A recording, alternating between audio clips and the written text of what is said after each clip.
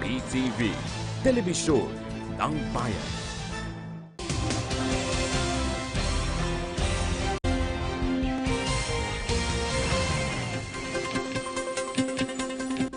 Magandang umaga, bansang Pilipinas. Matapos ang mahigit 22 oras na ipasok na ang imahe ng Nazareno sa loob ng Quiapo Church na sinamahan ng milyong-milyong deboto sa kanyang paglalakbay mula Quirino Grandstand hanggang sa naturang simbahan.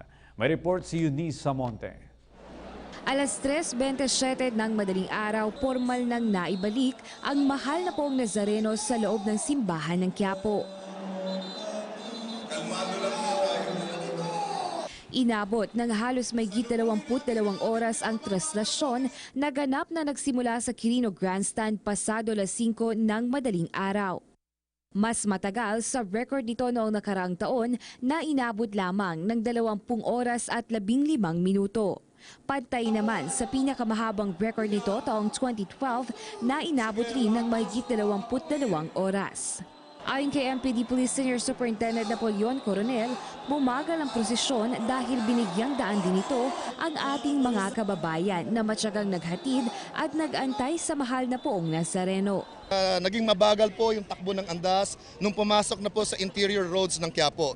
Dito po sa, particularly in the areas of Fraternar, Arlegui, Barbosa and Globo de Oro, dahil marami pong sumalubong ng mga kababayan at deboto at napahinto po paminsan-minsan yung traslasyon dahil po sa ating pong pinagbibigyan ng pagkakataon ng mga deboto bumati sa Poong Nazareno.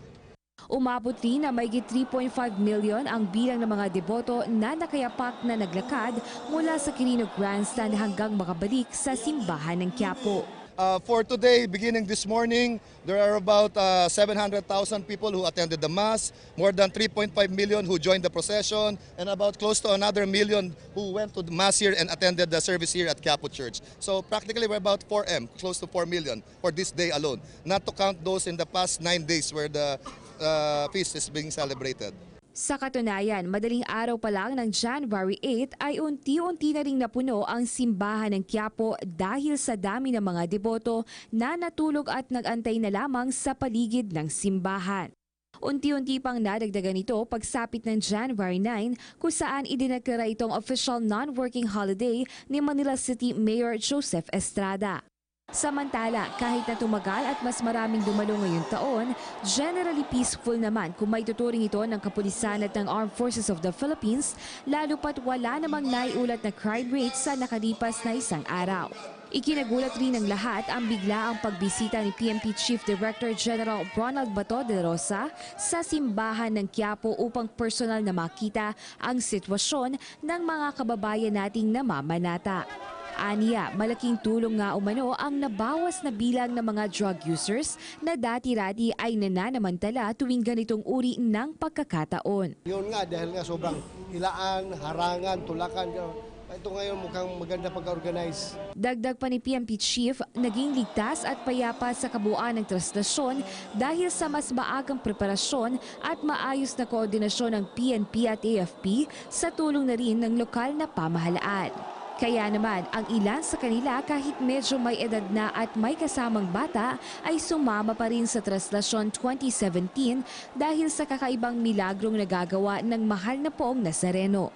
Wala namang problema pagdating sa basura dahil kapansin-pansin na pagdaan ng andas ng poong Nazareno ay agad-agad naman itong sinusundan ng mga volunteers na naglilinis sa mga lugar na dinaanan ng mga deboto. Sa kabuuan ng traslasyon, dito sa Quiapo ay naging mapayapa at damang-dama ang pagkakaisa ng ating mga kababayan na tila ba'y sumasalamin sa mismong tema ng traslasyon ngayong taon.